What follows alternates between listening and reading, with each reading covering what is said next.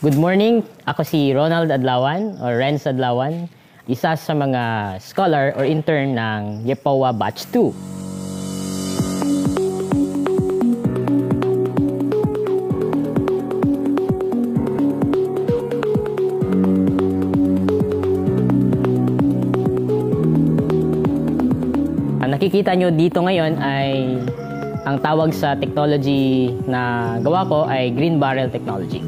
Ang purpose o ang gamit ng Green Barrel Technology ay ang paggamit ng mga makikita nating pwedeng gamitin sa fertilizer making.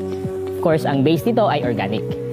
Ang mga kalimitan po nating pinuputol ng mga damo ay hinahalo natin sa mangga at minimix natin sa rabbit urine at piniferment natin ng ilang weeks para gamitin natin sa pagpapatubo, pagpapabunga at fertilizer at saka organic insecticide sa ating mga tanim dito. Yung mga kagamitan ng ating kailangan para gawin yung Green Barrel Technology ay, of course, ang pinakamahalaga sa lahat, yung rabbit urine. Ang rabbit urine, ayon sa pananaliksik, ay mabisa siya at epektibong para sa ating mga pananim sapagkat kumpleto ang kanyang nitrogen content. Liban dyan, ay gumagamit din tayo ng mga damo na kalimitan natin pinuputol kapag nag-ground breeding tayo sa ating mga tanim. At isa din sa mga core elements or materials ay yung paggamit natin ng dahon ng mangga. Ayon sa pag-aaral, ay yung mangga ay napaka mainam at malakas yung kanyang content ng calcium. So, hinahalo natin sila at meron tayong mga barrel dito. Yung barrel ay storage system natin para i-ferment natin siya ng 4 na linggo. At tapos nun, ihahalo naman natin yung rabbit urine. At kapag katapos na yung ating fermentation process, ay ihahalo naman natin sa 2 stages yung para dun sa pagpapatubo within 12 days sa germination ay ang paggamit natin ng FPJ or fermented plant juice. Para naman preparation para sa pagpapabunga katulad ng mga pipino at salo, anumang mga tanim na nagbubunga ay gumagamit naman tayo ng fermented fruit juice. So hinahalo natin sila after 12 days. Ayun, sa ating mga kagamitan, kalimitan yung problema natin ay wala yung ilang mga materials natin. Tulad ng halimbawa, yung rabbit urine ay mahirap siya hanapin. Hindi siya available sa ating mga farm. Kung ganun, kasi ito yung process para mas mapabilis yung ating fermentation, ay pwede rin tayong gumamit kung ano yung available na mga materials na nakikita natin sa bahay, tulad ng brown sugar o di kaya molasses. Kung wala tayong mangga o dahon ng mangga sa ating tanim o sa ating area, ay yung alternative o mabisang alternative natin ay yung coconut leaves. So para simulan yung ating Green Barrel Technology liquid organic fertilizer, ay kailangan muna nating hugasan lahat ng ating mga materials. Lalo na yung ating mangga, kasi galing yan sa puno, at saka itong nakuha natin ng mga damo. So para sa paghuhugas, ay kailangan lang natin rainwater at saka yung OHN. Yung dami ay pwede na yung nasa 10 to 15 ml. So sinusukat natin yung lahat ng ating mga kasangkapan para may basis tayo kapag itinuturo na natin yung technology. Okay. So ihalo lang natin yung OHN dito. I-stir lang natin. Okay.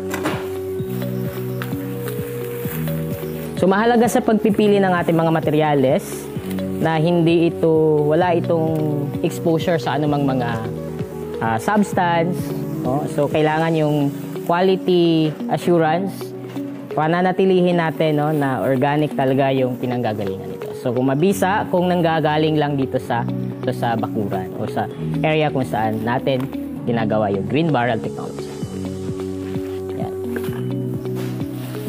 So, yung lahat ng nandito ay galing din sa organically applied na mga garden. So, itong mga damo ay nasa 1 kilo ito lahat. So normally, ang ina-apply natin, 1 kilong ganito, aabot ng 3 kilo yung mangga. No? So mas marami yung mangga, o di kaya yung mga coconut leaves kapag hinahalo natin. Yan.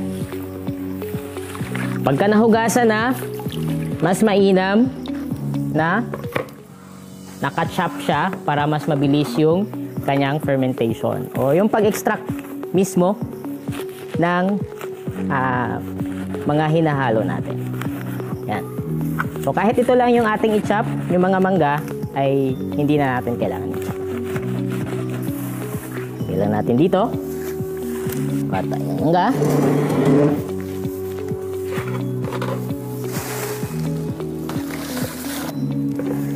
So siguraduhin natin na minsan kasi may mga dumidikit, may mga plastic na dumidikit. So make sure natin na wala talagang nahahalo dun sa ating mixture. So actually, dalawang purpose ito. Una, bilang fertilizer, yung extracted na substance mula dito, at saka pwede rin gawing mulching. So mainam na hindi siya ikat para yung mulching system natin ay magiging paraan para mas maraming mga microbial organism na mabubuhay dun sa ating mga tanim. So instead na magamit tayo ng mga plastic, ng mga mulching, ay ang gamit natin mismo ay mga organic na mga tanim. No? So kapag yun yung pinaka-key dito sa Green Barrel, bubuhayin natin yung mga beneficial microorganism doon mismo sa tanim. Kapag marami ang microorganism sa ating garden, may katuwang tayo para ma-break down into yung ma-breakdown yung mga nutrients para magamit ng ating mga tanim. Yan. Okay? Katapos niyan, lalagay na natin dito sa ating barrel. Okay? So normally, yung ratio ng ating rainwater ay 2:10. So, i-compute natin lahat tong mga ilang kilo to lahat. Then, kung ano yung inabot, normally ang ratio natin is 2:10.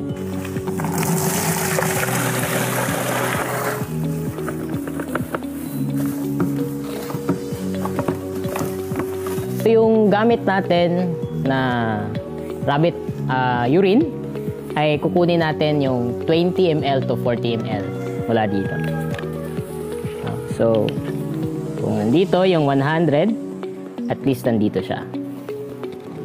So, kung pwede rin kayong gumamit na mas accurate na measuring points. No? So, inahalo natin siya dyan. So, ngayon, ano yung ratio ng tubig?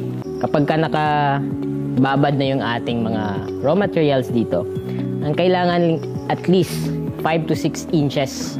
So, kung makikita nyo, dito, mas mataas yung tubig kaysa doon sa mga raw materials na nakalublob sa loob. Kailangan lang natin na i-mix lahat. No? So kung wala kayong stick o anong pwede nyo magamit na alternative sa place nyo, better. No? So kailangan lang natin ito i-mix lahat. Kung may makikita kayo na mga larvae, kasi talagang lalabas yung mga larvae after 4 weeks, walang problema yan. It's natural. No? Kaya hindi kailangan ma-alarm. So kung makikita nyo, ito yung finished product na natin. So 2 months na yan. So ang kagandahan dito ay pwede ka lang maglagay ng maglagay. Hindi mo kailangan ulitin ulit yung process. So kaya nga Green Barrel, tulad ng wine, mas matagal, mas maganda yung epekto niya. At hindi mo kailangan mag-prepare ng mga materials every time gumagawa ka.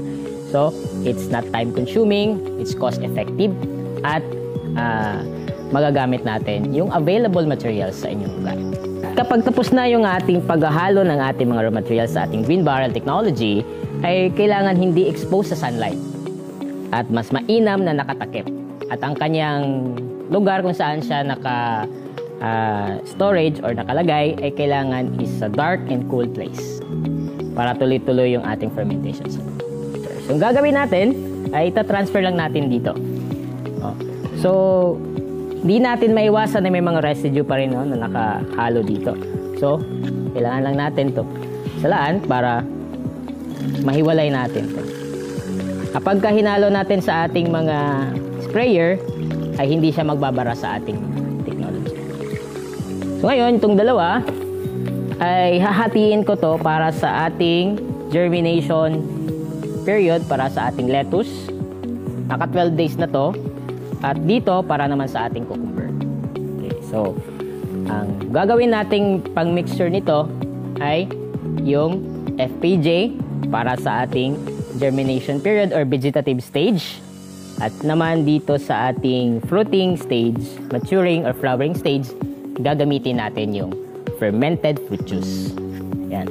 So, ang kukunin lang natin, kahit makakuha tayo dito, maglalagay lang tayo ng nasa 20 yan 20 ml lang. So, okay na yon.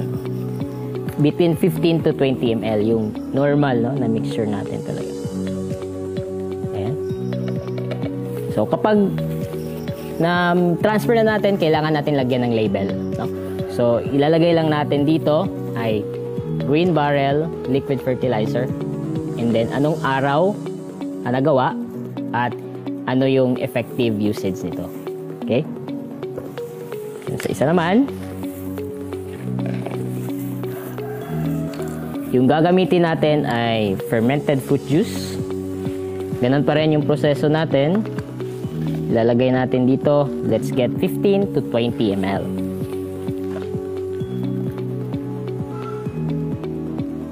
Ayan. So, mahalaga na may space pa rin dito sa may itaas para hindi pagbukas nyo parang puputok siya. So, may vacuum space para dito. Okay? Ayan. So, pagka tinakpan natin, hindi masyadong mahigpit dapat. So, para lang makita natin yung applicability, so yung hindi natin in-applyan ng Green Barrel Liquid Fertilizer, ito naman ay in-applyan natin ng Green Barrel Liquid Fertilizer na organic. So, yung difference niya, makikita natin sa lapad ng dahon at yung reach mismo ng kanyang taas. Ito, mga aabot ng 4 inches. Ito, yung pinakamaliit is nasa 2 inches lang. So, mas mainam kapag in-applyan natin ng Green Barrel Liquid Organic Fertilizer.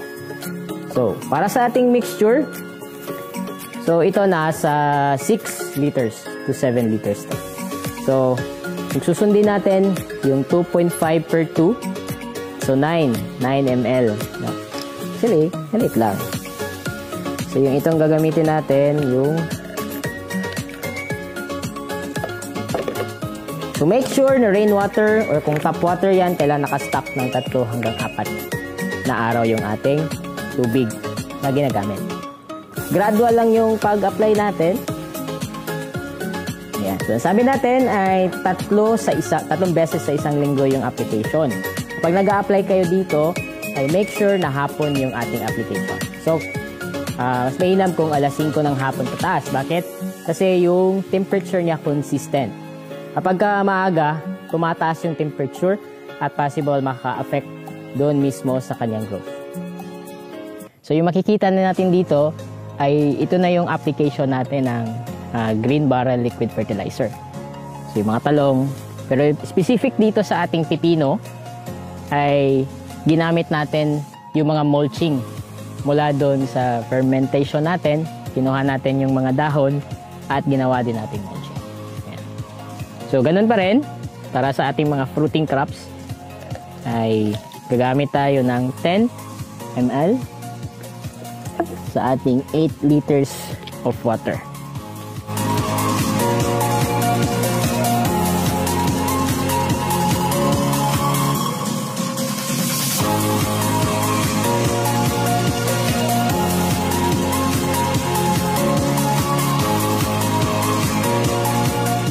Kapag 3 days before harvest na tayo, hindi natin kailangan mag-apply ng ating liquid fertilizer.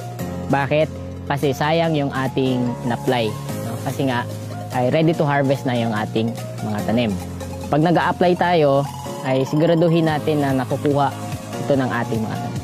Kapag maturity level na, normally hindi na masyadong nag-a-absorb ng nutrients yung ating mga halaman, lalo na kung fruiting.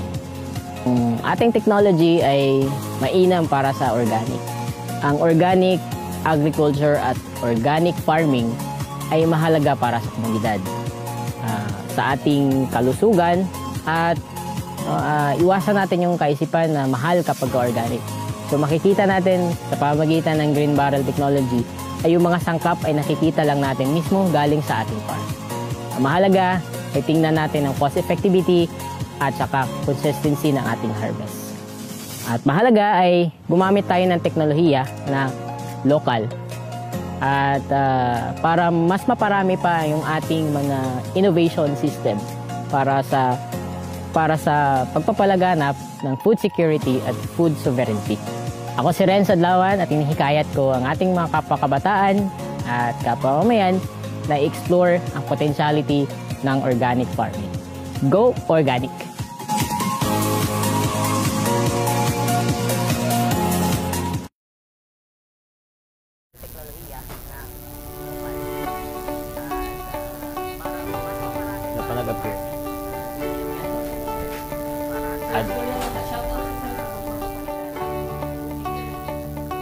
Ayun, so shout out sa batch 2 Yepowa Scholars.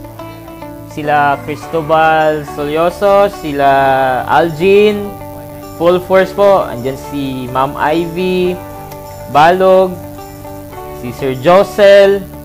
Sila po yung lagi naming nakakausap, no? Yung mga batchmates namin dito sa aming experience.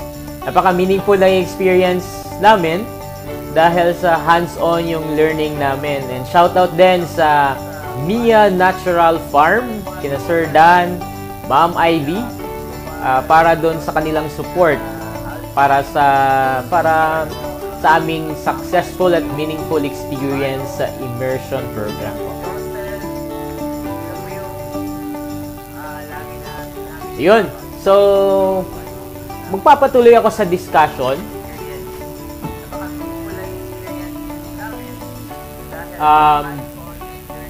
Paano yung innovative organic agriculture solution sa pamamagitan ng Green Barrel Technology. So, ito ay sharing mula sa innovation practices at experience namin mula dito sa aming Yepowa experience. Okay, next. So, yung objective ng ating discussions ngayon, dagdag doon mula sa video presentation. Una ay magbahagi ng initial observations at outcome ng paglago ng lettuce. Yung lettuce ay in-applyan natin ng Green Barrel Innovation Technology sa liquid organic fertilizer sa Mia Natural Farm. Pangalawa ay mag-introduce tayo ng organic liquid fertilizer concept at processes nito. Okay, sige, next. So yun, na-mention na to kanina. Tinagdag din natin yung isa din sa mga usapin, no, na tumatanda na yung mga magsasaka. Kailangan syempre ng mga kabataan para sila yung magpatuloy. Napaka-strategic ng role ng mga kabataan para dito sa ating sustainable farming. Kung walang kabataan, sino yung susunod na maging food producer ng ating bansa? Mahalaga ang innovation para mas maengganyo natin yung mga kabataan. Makita nila yung kahalagahan at critical role para sa pagkain at kaunlaran ng ating bayan at komunidad. Next. Yun, so on the solution itself, yun. So merong 4 na processes and components yung ating Green Barrel Technology. Una, yung community organizing. Pangalawa, yung planning training for Green Barrel Community Garden. Pangatlo, yung production of organic liquid organic fertilizer at mulching system. Yung pang-4 ay yung monitoring system. So magpo-focus tayo, 4 kasi yung ating component parts, pero naka-focus tayo dito sa production of organic liquid fertilizer. Yung yung production ay pangatlong bahagi, no? Para dito sa ating technology. So, ginagamit natin yung mga mahalagang sangkap tulad ng dahon ng mangga, coconut leaves, rabbit urine, at mulching system. Next. So, yung mga materials na nasabi natin ay na-discuss na rin natin sa video. Ulitin lang natin, yung organic waste, pwedeng halimbawa yung mga damo na ating pinutol, at yung mga kitchen waste, siguraduhin lang natin na walang nahahalong hindi kayang ma-extract ng ating green barrel technology. Siyempre, pangalawa, yung dahon ng mangga. So, yung dahon ng mangga, kailangan natin i-quality check. Mas maigi po na galing talaga ito sa mga organically grown at natural grown na mga sangkap or na mga tanim dito sa ating farm. Pangatlo, yung rabbit urine. Kung wala po tayong rabbit urine, pwede naman po yung gamitin natin yung molasses. Pero mahalagang sangkap po yung rabbit urine dahil ayon sa mga pag-aaral, ito'y mabisang pang-control din ng mga pests. Apat, of course, yung barrel with lid. Yung barrel with lid natin, pwede lang natin kunin yan mula sa mga junk shops o kaya kung may luma kayo mga barrel sa bahay. Pwede din balde at takpan na lang natin yung mga pwedeng itakip natin. Panglima, yung rainwater. Yung rainwater natin, hindi natin directly ginagamit. Kailangan nakastock ito 3 hanggang 5 araw. Ang-anim naman ay yung additional usage of fermented fruit juice at saka plant juice. So, ayon sa mga pag-aaral na nakita natin at sinaliksik, yung rabbit urine, according sa pag-aaral, ay mabisa siyang pang-control sa mga larvae na tulad ng fall army. Yung fall army, isa to sa mga umaatake, lalo na yung sa experience namin sa lettuce propagation at cultivation doon sa Mia Farm. So, applying rabbit urine will increase the mortality rate at reduce egg hatchability ng fall army worm. Next. So, isa ding pananaliksik mula kay Nae Manuring ng 2024 ay mas malakas pa yung NPK content ng rabbit urine kaysa baka at saka kambing. So, as you can see, mataas yung kanyang nitrogen content, phosphorus at saka potassium. Next. Yung dahon naman ng mangga, napakabisa itong sangkap ng iron at saka calcium. At ayon din sa isang pananaliksik, no? Ito rin ay nagsusuppress ng mga damo, no? So, kung marami tayong nilalagay, ay nakokontrol pati yung mga damo. Ayon yan sa pag-aaral ni Padmanaban Daniel ng 2003. Okay? So, ano yung advantages? Na-mention na rin dun sa video kanina, pero kailangan lang natin i-reiterate para makita natin yung sense at saka itong gaano ka-epektibo ito. Una, cost-effective. Hindi natin kailangan gumastos na malaki para sa ating input. Of course, organic to at saka natural. Kaya, hindi nagko-cause ng acidity ng ating mga soil. Pangalawa, environmentally friendly, sapagkat sinisiguro natin na yung pinanggagalingan natin ng mga sangkap ay talagang natural at saka organically grown. Third, nutrient rich. Kanina discuss natin, no? Ang mangga mismo at saka rabbit urine ay napakabisa to boost the fertility of the soil and of course yung plant mismo. Pang-apat, it's a natural pest control. So, ang pest control ay malaki ding gastos. Pero kapag mayroon tayong natural source of pest control, ay hindi lang nakokontrol natin yung gastos, kundi mas effective nating nakokontrol yung ating pest management strategy. Pang-lima ay community involvement. So, yung production ng green barrel liquid fertilizer, isa lang sa proseso. So, may 4 kasi tayong proseso. So, pag ang pinaka-layunin talaga ay makalikha tayo ng green barrel community.